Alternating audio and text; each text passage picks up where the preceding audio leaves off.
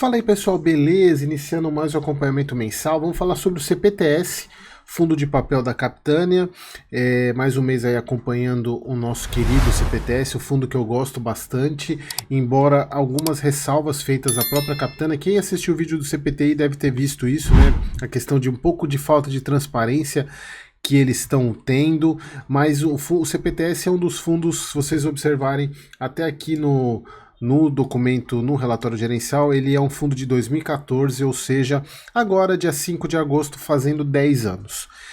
Podia vir um bônus de 10 anos aí, né? Quem sabe não ter mais compromissadas. Brincadeira, mas compromissada não é problema. Muitas pessoas, eu tô fazendo essa brincadeira porque muitas pessoas atribuem o mau resultado, ou seja, o resultado mais ou menos que o fundo vem tendo nesses últimos tempos aí, por causa das compromissadas, e o que de fato não é verdade. Porque eu vou mostrar para vocês o que traz resultado, tem trazido resultado ruim. Então inclusive esse mês eles melhoraram esse tipo de informação para a gente poder analisar um pouco melhor. Então o relatório agora de junho de 24, vamos lá. Então, pessoal, o fundo ainda continua sendo negociado com certo desconto patrimonial, embora o patrimonial dele tenha caído um pouco. Isso tem muito em função da própria marcação da carteira do fundo, e ele está com desconto ainda. Já teve desconto maior, mas ainda está com desconto de P sobre VP, cota de mercado 8,27. Deixa eu ver quanto que o CPTS está fechou hoje, peraí. CPTS 8,18, então diminuiu um pouquinho, mas muito próximo, né, do que fechou no mês passado. Taxa média da carteira 8,48, pagou no rendimento de 0,77, o que dá mais ou menos 0,08, né, se for arredondando para cima. Isso, desculpa, o rendimento, né, e o resultado e o rendimento a mesma coisa. Então o que ele gerou, ele pagou esse mês.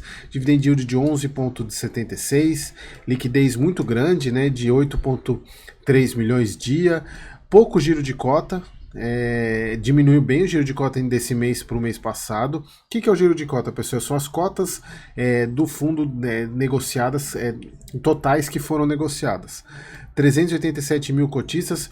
Uma primeira, assim, fazia tempo que eu não via o número de cotistas do CPTS cair, desde que ele virou base 10, só é aumento, e caiu nesse mês. Acho que muito em função também do rendimento do fundo.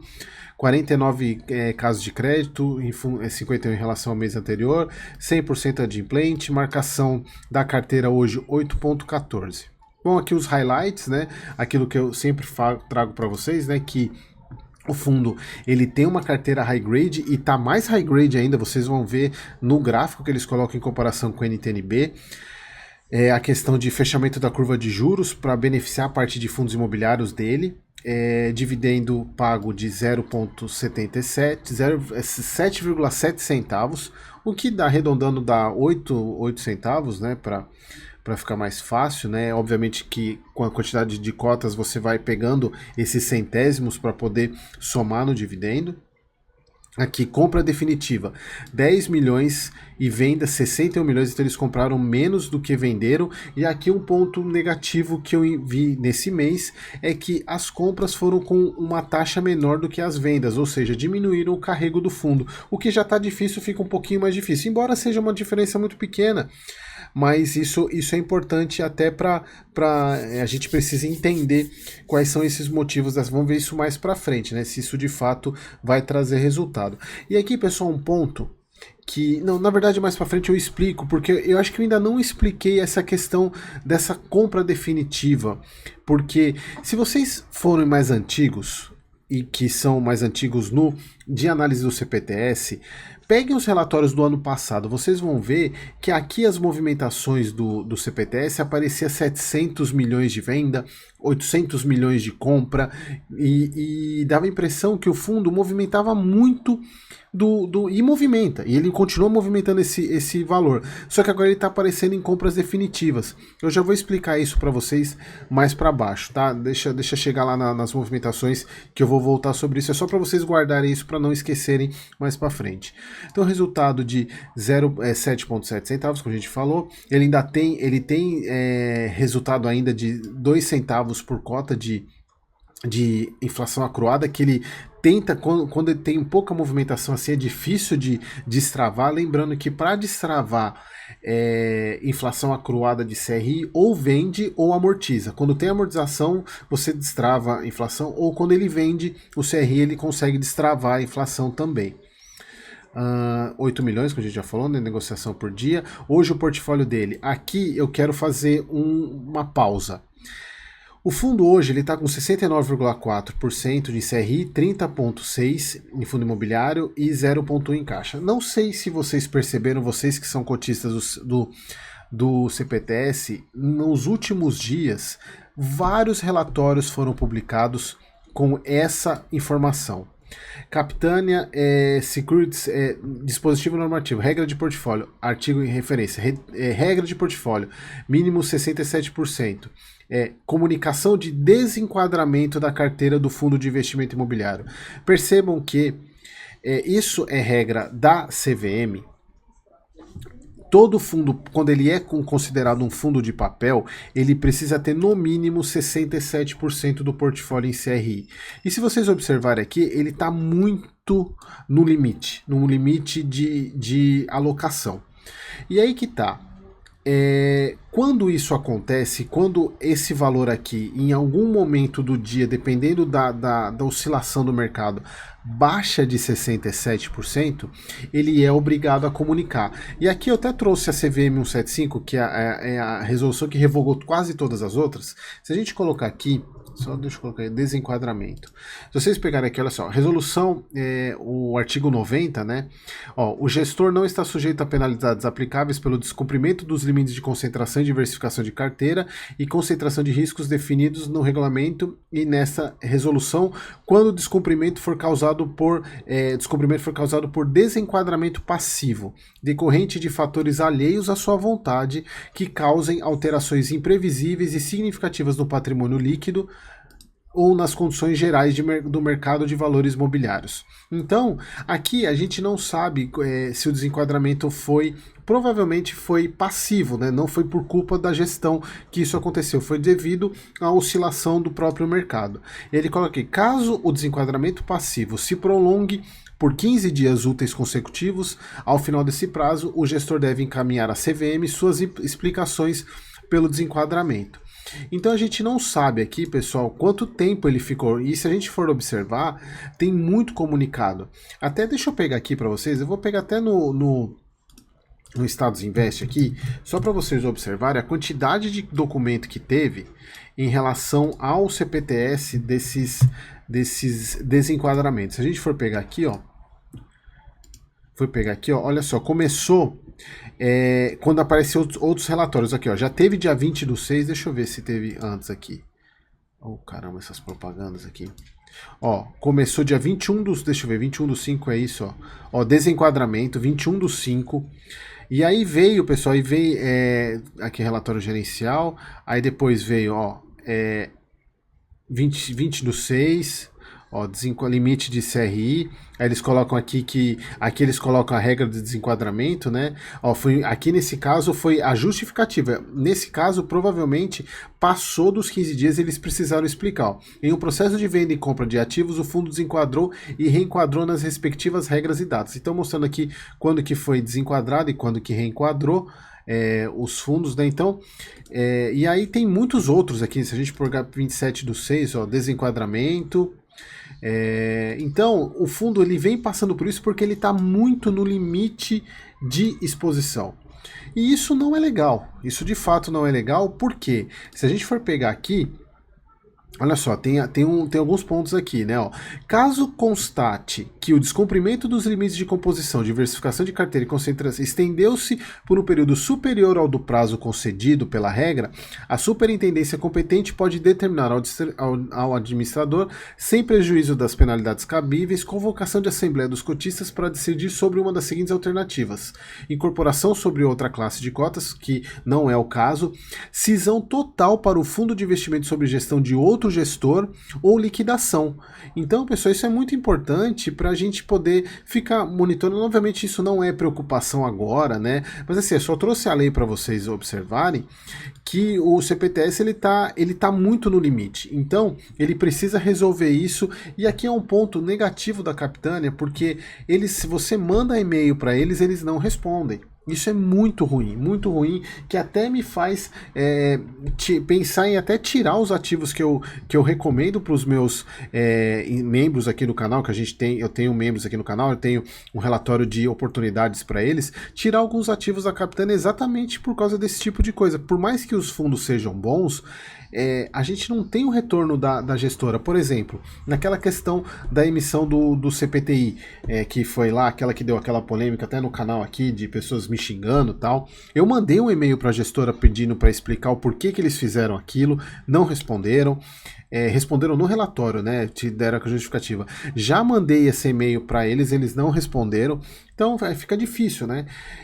Mas é isso, só para explicar para vocês, porque ele está bem no limite aqui da questão de alocação, por isso que ele está suscetível muito à questão passiva, porque se ele está muito próximo, qualquer oscilação de mercado altera a composição do fundo, beleza?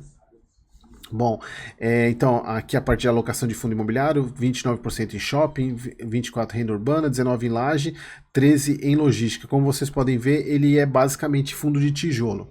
Parte macro eu vou passar, pessoal, sobre o fundo, né? A carteira do fundo é focada, como eu falei, focada majoritariamente em tijolo. O fundo teve uma rentabilidade de menos 51, considerando o dividendo pago. O foco da gestão continua sendo o giro, né? Fazer esse giro. Aqui, por isso que aqui me chamou a atenção, porque esse parágrafo aqui, o foco da gestão, atual da gestão, continua sendo o aumento da taxa média de aquisição dos papéis via reciclagem da carteira em operações de perfil de crédito high grade em taxas mais altas, taxas mais altas. Só que eles fizeram exatamente o contrário. Eles venderam taxa mais alta e compraram mais baixa. Isso é muito ruim, né? Embora tenha uma diferença muito pequena, mas está indo contra o que eles escreveram aqui. Eles colocam aqui isso que eu falei no início, né? Que a partir desse mês eles incluíram essa questão de movimentação na carteira de CRI, contendo a taxa de mercado da carteira. Mais uma coluna lá, a gente vai chegar nisso lá daqui a pouco. Então, até para mostrar, né, que quando você tem uma taxa menor na venda, você tem uma valorização do ativo, né? Pode até ter lucro na operação, como a gente vai ver daqui a pouco. Bom, aqui é aquela questão da carteira, e aqui, como eu falei para vocês, olha como está próximo a taxa do NTNB com a taxa do fundo. Aqui está muito high grade, né? Então isso dificulta muito ele girar a carteira, né? Ele conseguir ter lucro nas operações. Como vocês vão ver, é prejuízo atrás de prejuízo nas negociações. Pessoal, aqui a parte de compromissada. Um respiro, a gente estava vindo com lucros, né? A gente estava vindo com lucro, aí o mês passado deu uma queda no resultado da compromissada e esse mês ficou no 0 a 0, na verdade ficou um pouquinho positivo, se a gente for ver deu 0,04, alguma coisa aqui, ó, 0,04, né, de retorno. O que isso significa e o porquê isso aconteceu? Primeiro, a taxa Selic estagnou, então que a gente esperava com ela caindo, talvez o resultado das compromissadas fosse melhor, porque ele faz a compromissada em CDI, porém a receita dele é em IPCA. Porém, a gente está vendo um aumento da inflação. E com o aumento da inflação, talvez o resultado das compromissadas com a taxa Selic se mantendo, se mantendo e com o resultado maior da inflação, provavelmente o resultado do CPTS para os próximos meses seja melhor.